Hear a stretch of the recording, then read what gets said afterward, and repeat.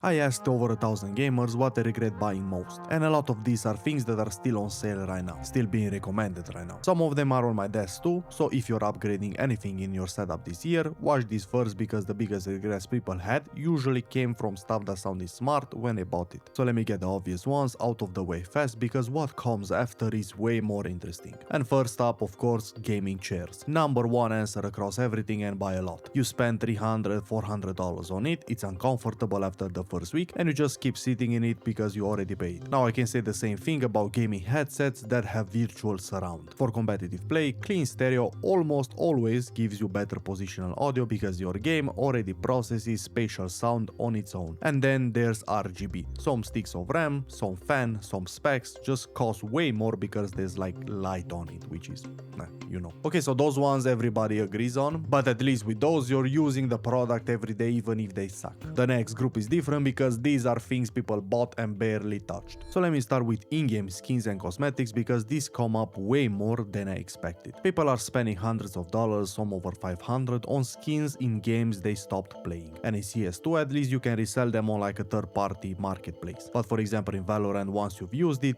that money is locked in forever. And at this point a lot of these games are just a vehicle to get you to buy skins. The focus is not anymore on just trying to make the game better, the focus is now on how much money can you milk from each player. The game is free because the monetization is the product basically. And that $500 could have been a monitor, could have been a peripheral upgrade, could have been literally anything that stays with you when you move on from the game. And funny enough I can say the same thing with streaming gear. Stream decks, capture cards, ring lights, gaming mics. All bought in that first week of wanting to be a content creator and never touched again. For example, I had a Stream Deck, barely used it when I was actively streaming, and for most people the free phone app covers like 80% of what they get from like a physical one. Next you have gaming mics, which also showed up a lot in responses. People going through 2-3 condenser mics when a basic dynamic studio mic in a normal room usually gives a cleaner result right away without needing any like treatment on your walls. So those are all things where the hype got you at checkout. But the next group is actually worse because there are purchases people sat down and thought about. And the first one competitive players bought up constantly is expensive gaming keyboards without rapid trigger. Now the keyboard didn't break, it still works fine, but if you play tactical shooters and you bought a premium mechanical board before the Hall effect wave, it stopped feeling worth for what you paid for. Because rapid trigger changed how movement works in a lot of these games and budget Hall effect keyboards are now like super cheap. The industry just moved and that's a specific kind of frustration because you can't even be mad at yourself. Then there's glass mousepads marketed as control. I tried a bunch of cheap ones and they all had this weird sticky drag that feels nothing like actual control. Because the moment you try to make glass feel like cloth, you lose the reason to buy glass in the first place. Now if you still want glass with some control which is done right, Wallhack CR005 is the most competent option I've tried in this category. But even with that, I used it for like a few hours and went back to my SP005. Glass is for speed, if you want control, cloth still feels more natural. And next is buying the wrong monitor for what you actually play. High resolution when you need high refresh rate, ultra wide monitor for competitive shooters, biggest panel you can find and then you can track movement across all the screen. And every single one of these people bought it for the spec sheet instead of thinking about what game they actually play most of the time. So all of those at least came from your own research even if it went wrong. But the next category got people genuinely heated and I get why. Because it's the one where you realize the decision wasn't even yours. And first let me talk about cheap mice from unknown brands. I've said on this channel many times that budget alternatives can match flagship performance. That's still true and I stand by that. But there is a real gap between brands that earn reputation over time and random stuff for $20 with no reviews anywhere. They're great, but when they're bad, sensor spins on hard surfaces, parts rattling inside, driver pages that link to nothing, batteries degrading in months. So proven budget brands are a solid move, but random no-name stuff with the same sensor on paper is a lottery and a lot of people in the responses lost it.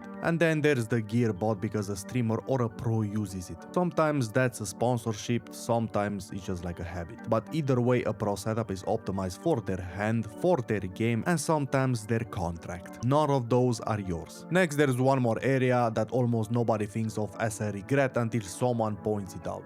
And that's the money sitting inside your PC doing nothing. and one response summed this up perfectly. Someone built a PC for over $2,000 with a high-end CPU and a high-end GPU and then played on a 60Hz monitor for years. All that hardware sitting there doing absolutely nothing because the screen couldn't show any of it. And that's the pattern. People upgrade what feels exciting to unbox instead of what's actually holding them back. Of course, I did this too many times, upgrading my GPU, expecting more frames in a game where I was CPU bottlenecked, for example like CS2. And then gaming laptops. Unless of course you generally game on the move, you're paying a premium for more heat, no upgrade path, and a battery that dies in 2 years. So if it just sits on your desk plugged in all day, every day, that's just like a worse desktop you overpaid for. And same with overkill RAM and overkill SSDs. 3% faster in benchmarks, half of millisecond faster loading your game. That money goes further in a better display or a better chair because those are two things that you feel every single day. And somehow they're always the last thing people actually upgrade. Now there was one more type of answer that kept coming back and I genuinely didn't expect it because it had nothing to do with the product being bad.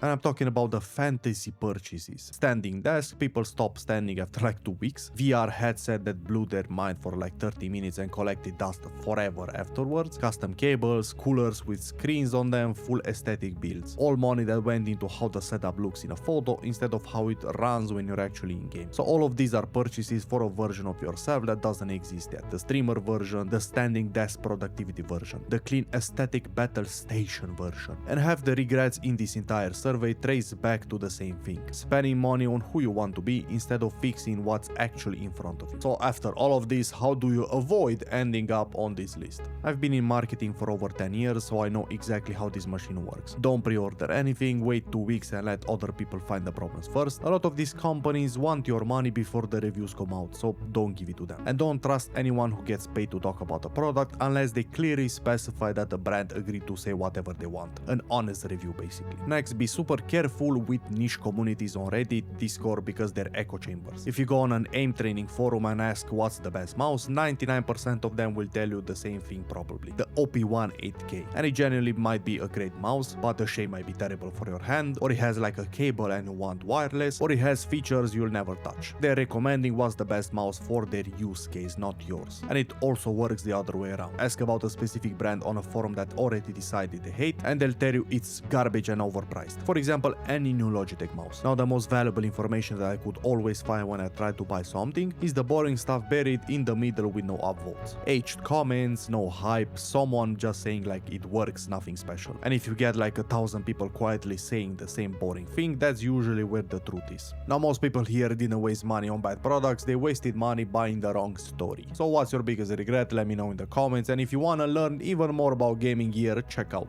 these next videos. Arrivederci!